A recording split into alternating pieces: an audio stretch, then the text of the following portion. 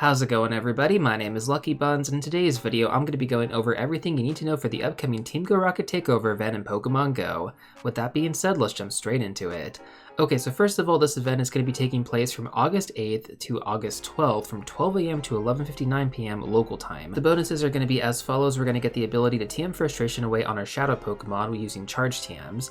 Now, what is actually the best way to get Charge TMs in Pokemon Go? Well, there's two ways that come to mind. The first way is going to be from the GBL Win 2 reward, and the second way is going to be from Mega and 3-star raid battles because it's going to be a guaranteed drop. Now, we're also going to get an increase in Team GO Rocket grunts at PokeStops as well as balloons. From the balloons are actually going to appear every 3 hours instead of every 6 hours. And then finally, we're going to be getting event-themed field research, which is going to award mysterious components along with fast and charge TMs. So if you guys are struggling to get charge TMs, make sure to do those field research quests as well. For those of you guys who haven't already realized this, the Adventure Week is also going to be running at the same time. Technically, this is kind of like a takeover event of the Adventure Week, but we're also going to be getting the Adventure Week bonuses as well. So from the Adventure Week overlap, we're going to be getting the following bonuses: 2x spin experience on Pokestops, along with 5x spin experience on new Pokestops, and then finally we're going to be getting 2x hatch experience. Now, in my Adventure Week video, I actually performed a full analysis going over whether or not it's actually worth it to use Lucky Eggs to spin these new Pokestops during this event. Now, unfortunately, the answer is going to be no, but if you guys do actually want the long answer, the more detailed analysis, you can find that video linked down below. Now, on top of that, we're also going to be getting special 7km eggs, which are supposed to be shiny boosted.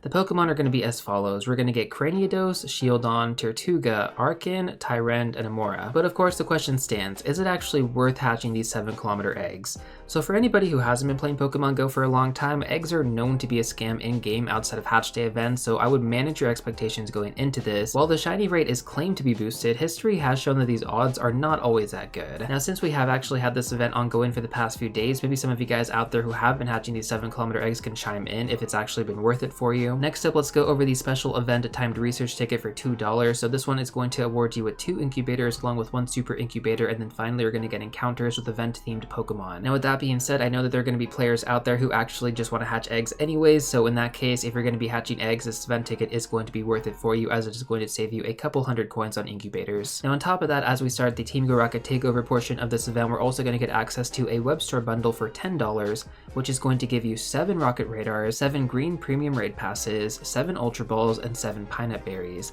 Based on the shop value alone, this bundle is also really worth it.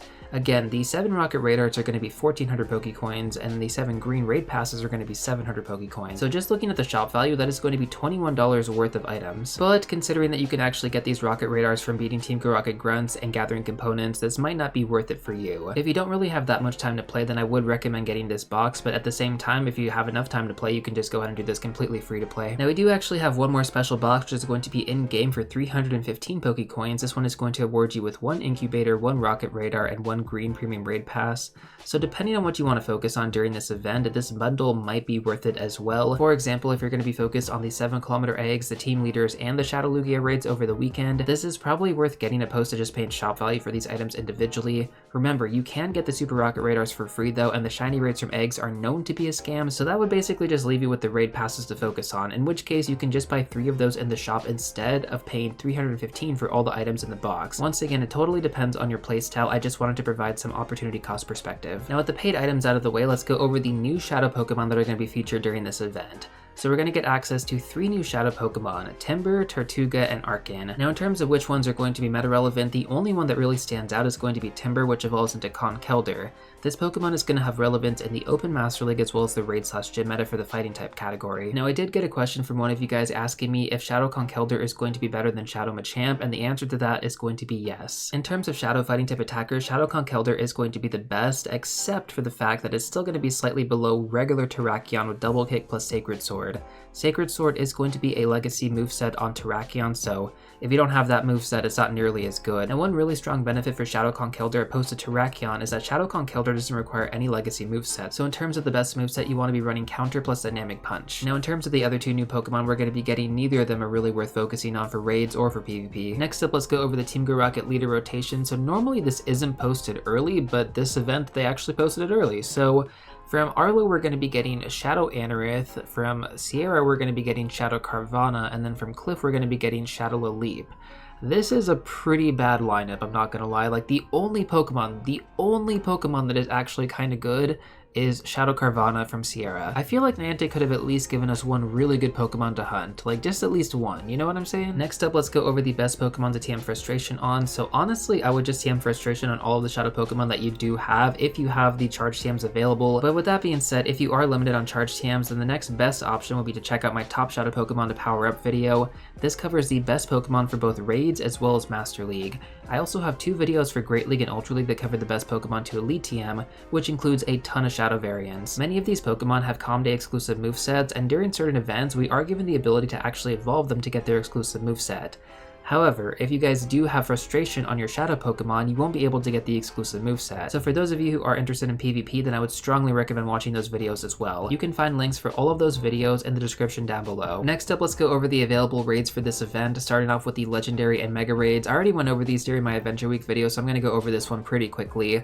We're going to have Mega Aerodactyl and Moltres available until the 12th as well, so basically the end of this event. Even if you already have Mega Tyranitar, Mega Aerodactyl is going to help you in a lot of different scenarios. For example, a lot of the Flying type legendary Pokemon are going to be weak to rock types, and Mega Aerodactyl is going to be both a rock as well as a flying type Pokemon, which means you can not only take advantage of the candy bonuses, but also doing a ton of damage towards the raid boss. I'm not saying you shouldn't be using Mega Tyranitar or Mega Diancie. Both of those options are going to be far better in terms of DPS times TDO on a general standpoint, but in terms of actually using a rock type Mega against a flying type legendary Pokemon, Mega Aerodactyl is going to be the preferred choice. Now we're also going to have Moltres available from the 5-star raid battles as well. Basically the only reason I would raid this Pokemon right now is to get the extra large candy to actually power up a Shadow Moltres. Other than that, there's really no reason to power up a regular one. So with the regular raids out of the way, let's go over the Shadow raids next, starting off with the 1-star raids. So in the 1-star raids, we're going to have Shadow Mareep, Shadow Wooper, Shadow Cranidos, and Shadow Shieldon. From these 4 Pokemon, the main one that I would focus on is going to be the Shadow Cranidos, because that Pokemon, when evolved into Rampardos, is basically as good as Mega Tyranitar or Mega Diancie, just as a Shadow. Yeah, so like Shadow Rampardos is that good. It's like extremely glassy, but its DPS is insane. These 1-star raids are going to be some of the best ways to consistently get this Pokemon, so definitely make sure to take advantage of that one. The others I wouldn't really focus on too much, mainly because their main relevance is going to be in PvP when evolved to their respective evolutions, and because these Pokemon are going to be from 1-star raid battles, the IV floor is going to be 666, but if you actually get them from Team GO Rocket Grunts, the IV floor is going to be 0. Now in 3-star Shadow raids, we're going to have Shadow Nuzleaf, Shadow Manectric, and Shadow Vibrava. Honestly, none of these Pokemon are really that great. Once again, the only relevant Pokemon here is going to be Shadow Vibrava, which evolves into Shadow Flygon. Now ideally you would want to be using this for the Great League, so once again the IV floor being 666 doesn't really help you here. Next up, let's go over the Shadow Legendary Pokemon that's going to be available in raid battles. So under normal circumstances, we would be getting Shadow Suicune, but we're actually going to be having a different Shadow Legendary Pokemon featured during this weekend.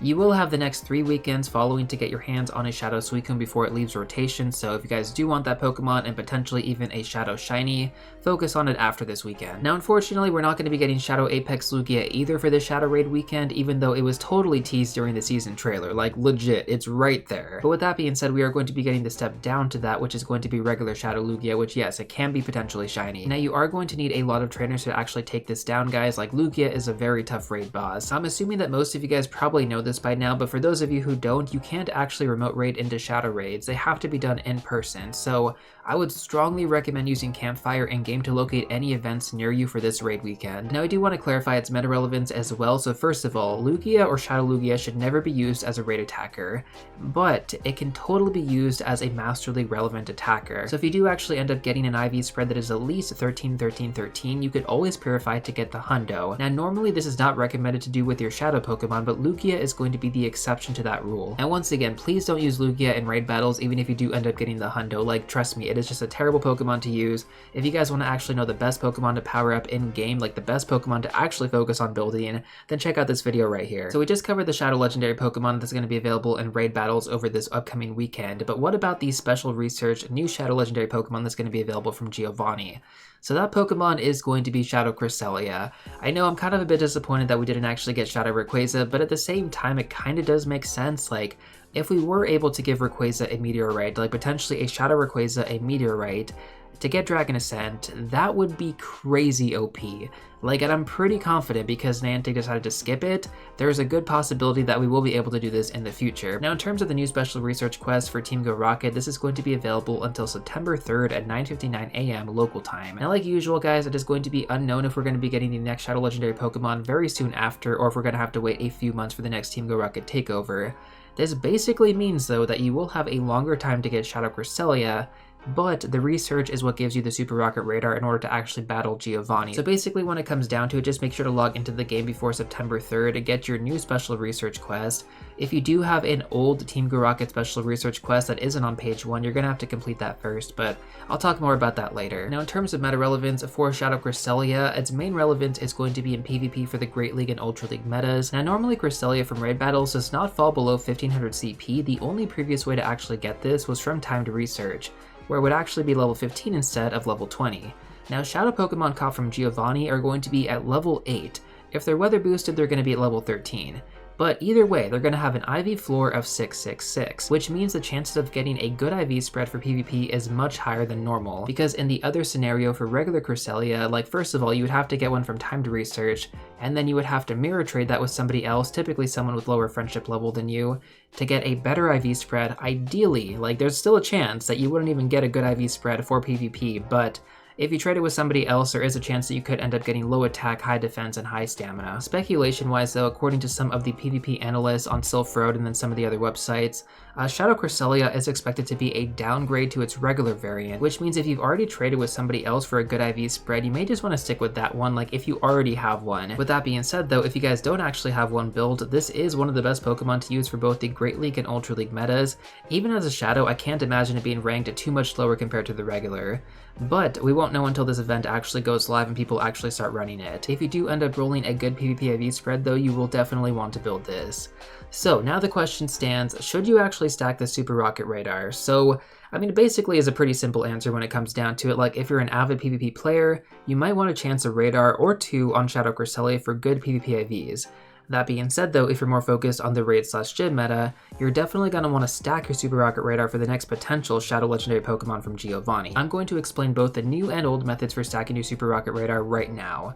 So for the new method, in order to actually do this, you're going to have to stay on page 1 of the special research quest. Do not make any progress at all, and then when the next rotation comes in, you will automatically unlock the new one without actually having to complete the old one. You can pretty much do this as many times as you want as long as you stay on page 1 of each special research. Once you're actually ready to redeem all the stacked radars, just sync up the quest at the Beat Giovanni page and you should be good to go. Now I totally believe that some of you guys might not think this is actually possible, but I've actually done this with 4 Super Rocket Radars, so yeah, I stacked 4 different quests, redeemed them all at once, and I got 4 Super Rocket Radars. I have a total of 7 right now. I do want to talk about the old method as well though, because I know a lot of players end up having to use this one if they actually didn't understand how to use the new method. So if you're watching this video and you already went past page 1 of the special research quest, you can still use this old method, but it only works for 1 rollover. So what you want to do is you want to complete all the way up until the second to last page where you have to beat Giovanni.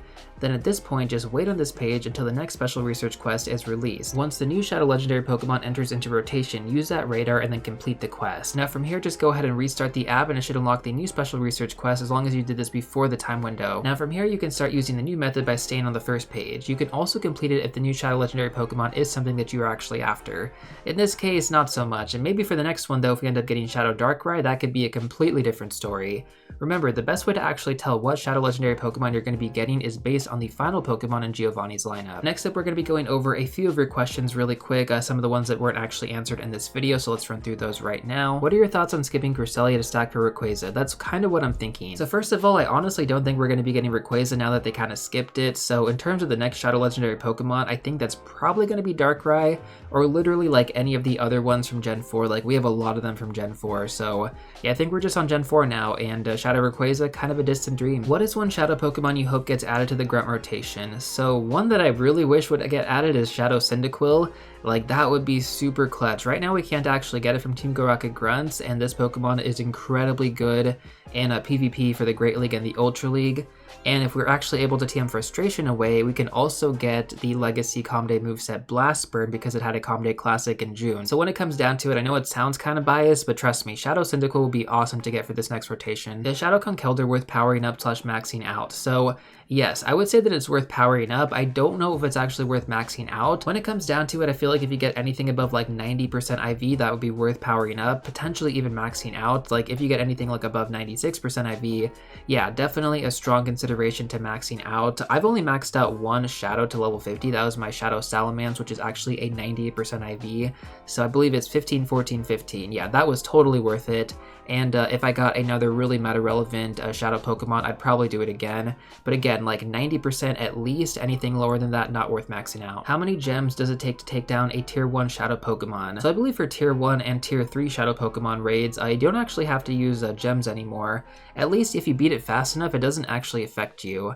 I think they did change the mechanics for this a few months ago, which I was really pleasantly surprised because I did a Shadow Drowsy raid, didn't have to use any purified gems. Shadow Groudon or Shadow Cresselia? Okay, so this is a great question, especially as we're only going to have like 1 day left for Shadow Groudon, so if you guys do have some extra, Super Rocket radars, you may want to consider getting another Shadow Groudon now that we know that it's going to be Shadow Cresselia and not Shadow Rayquaza. This is definitely a big deal because we're probably not going to see Shadow Groudon available in raid battles for at least like maybe the next 2 years. Personally speaking, I already have a lot of really good ground type attackers in my lineup, but if you guys don't, then Shadow Groudon would be an excellent addition. Even like a second Shadow Groudon would be fantastic.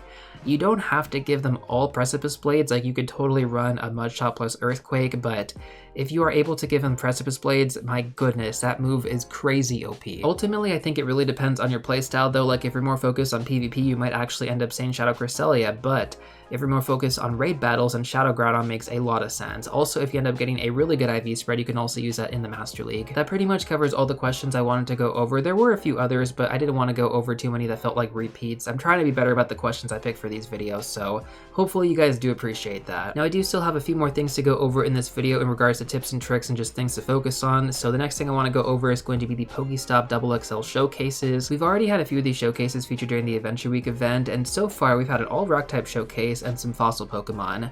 Based on my predictions in the last video, so far I like to say I've been pretty accurate. Probably going to guess more fossil Pokemon or possibly even Lugia over the weekend, since that is going to be the featured Pokemon during that event. If you guys do have any predictions on what you think the remaining showcases might be, let me know in the comment section down below.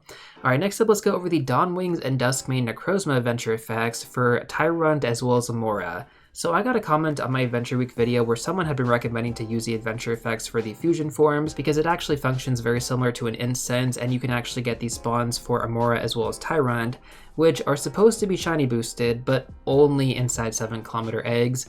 I don't think a lot of people really understood this, in which case, like, if you've been doing this, I mean, I really don't recommend continuing it because, I mean, you have to spend 3,000 Stardust and 3 Necrozma candy, and they're not actually boosted outside of eggs during this event, so wanted to clarify that for anybody who has been actually using this method and maybe got some misinformation out there. It is not worth it unless you want to just be hunting these Pokemon full odds. Next up, let's go over the best Pokemon to focus on during this event from Adventure Week. So there's 5 Pokemon in particular that I went over in the last video. I'm not going to include anything from the field research or from the egg pool because, again, the IV floor is going to be 10, 10, 10. The Pokemon that are featured in eggs as well as field research are mostly PvP focused Pokemon except for Cranidos, which evolves into Rampardos. That is literally the only Pokemon that would actually be worth getting candy on or good IVs on for the raid/gym meta. But with that being said, we're just going to focus on the Pokemon available in the wild as you guys are going through and hunting down a lot of these Team GO Rocket grunts. Pay attention to these Pokemon if you do see them. The first Pokemon is going to be Drillbur, which evolves into Excadrill. This Pokemon has meta relevance in the Great League, the Ultra League, the Master League, as well as the raid/gym meta. It also has a Shadow variant, which is currently available in Team GO Rocket grunts, but that could change with this upcoming event.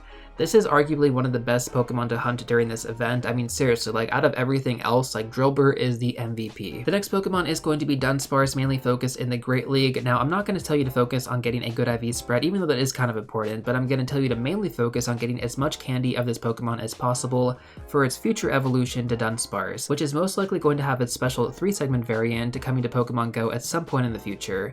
you're most likely going to have the same rate as you would in the main series games of 1 out of 100 chance of actually getting this when you evolve your Dunsparce, which means you're going to need as much candy as possible on this bad boy. So if you guys have not been Pineapple Berrying your Dunsparce during this event, start doing that now and take advantage of this Pokemon being available. The next Pokemon is going to be Roggenrola, which evolves into Gigalith. This is going to be a budget raid type attacker for the rock type meta. So when traded, if you actually evolve Roggenrola into Boldore, it is going to cost you 50 candy still. But when you evolve into Gigalith, it's going to be a free evolution.